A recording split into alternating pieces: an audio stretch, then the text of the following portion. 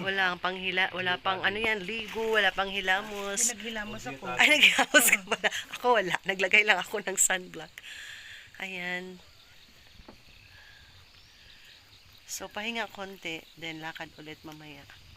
So, mga ilang oras pa, Angel? 1 hour pa? Mga 1 hours. Mga 1 oras pa kami maglalakad para makarating sa farm. So, walking is real. From 4 hours, it will 6 hours, 7 hours. 7 hours na ano. Dapat 4 lang na oras yung paglalakbay. Pero dahil hindi kami sanay ni Ate Bebs. Dahil paakyat. Paakyat, grabe, paakyat. So, update ko kayo mamaya guys. Dito kami sa may outpost. Pahinga konti.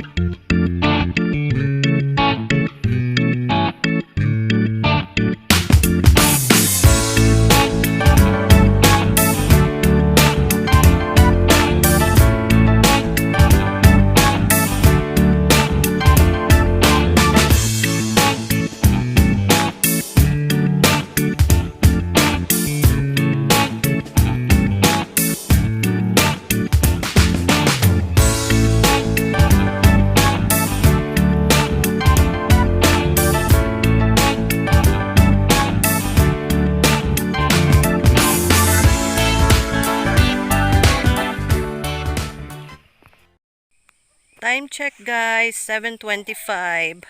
Nakaabot na jud mi sa barangay. Barangay pa lang ni guys ha. Barangay pa lang. Wa pa jud mi nakaabot dito sa among farm.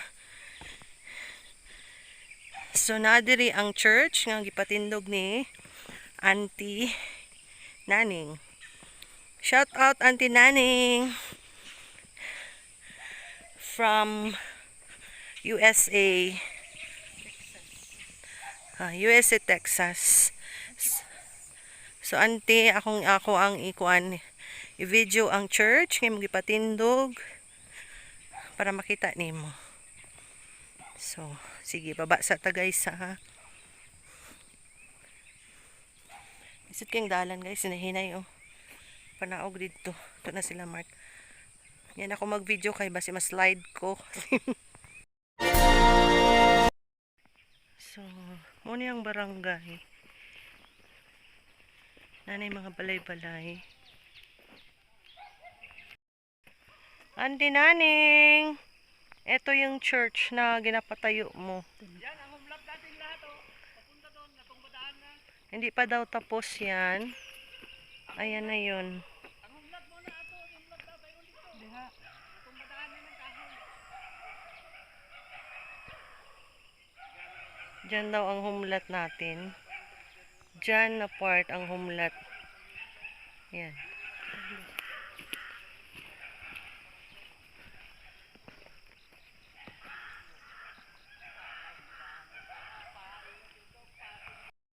Ang aking ate, gusto niya talagang magpa-video sa simbahan.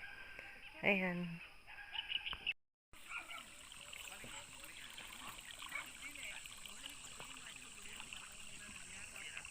Dito kami sa may barangay na. Andun yung church ni auntie. Ito. Ito yung mga house ng barangay. Ayan.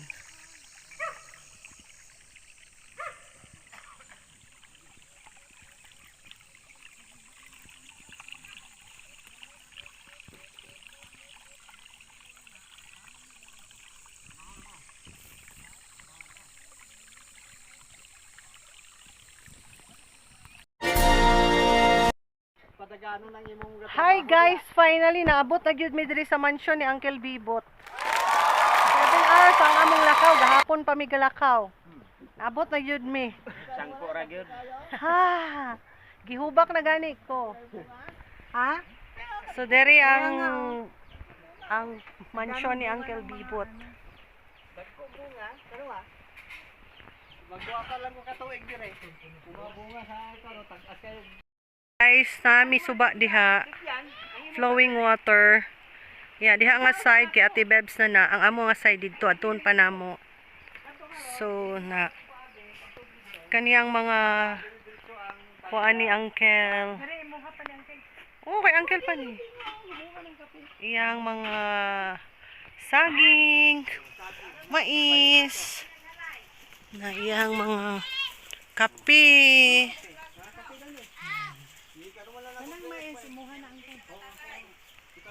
Kay Uncle Bibot. Ito si Mark. Manang di lagi nimo na dalon-dalon lagi na nimo na imong ginadala diha. At tingalag jud ko sa imo hasi kag bit-bit ana ba.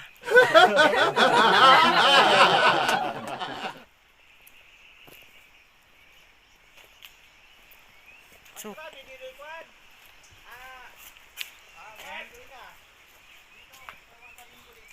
kay Uncle Bibot ni nga area na yung mga saging. Yan, saging.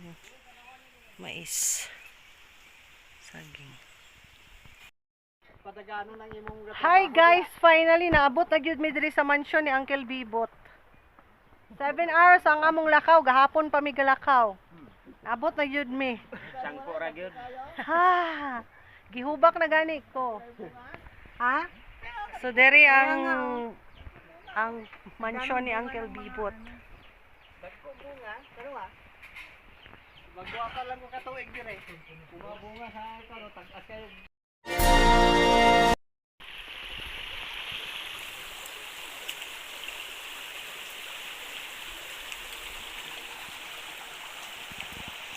Kapang labas sila. Ato labson, ay kuan labson, ay sabon si Manang pangbanlom na diha.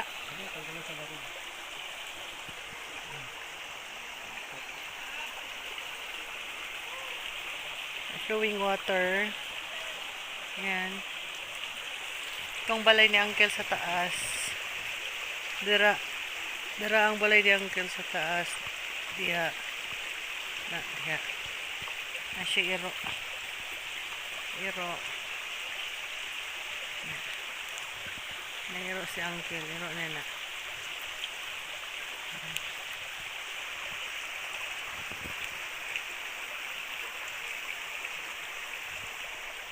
May saging. Sapa. Na si Mark Galaba. Siyang medyas, si Ate Bebs.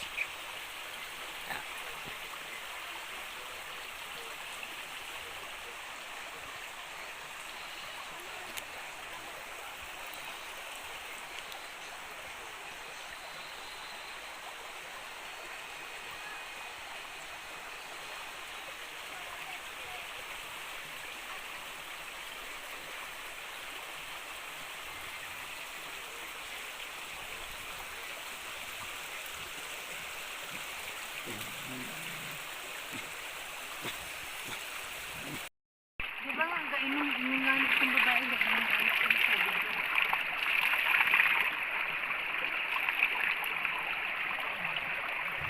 Actually guys, gihubak yun ko pag-abot na mo diri sa farm. Sa kalayo sa mong gilakaw o niya. Perting tugnaw.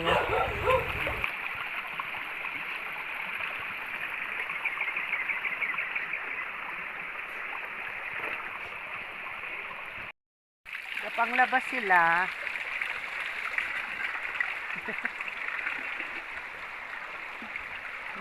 Sa sapa.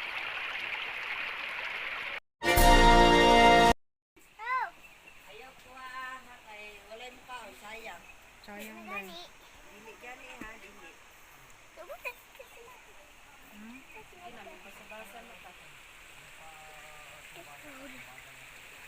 Na yung garida. Asa dapat ang linggoy? Dato, oh.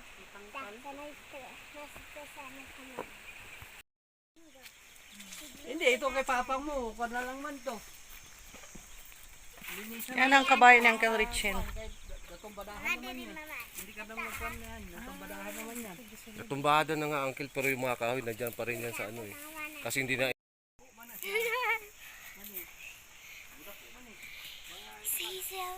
Love si Kuan ay tudlong kay Kuya. Kape. Asa diya kay Kuya Jo? Kana.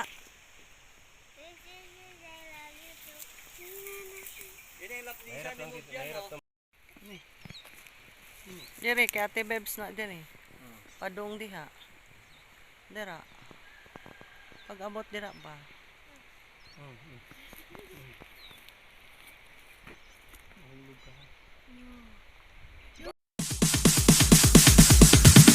Sorry ass DJ.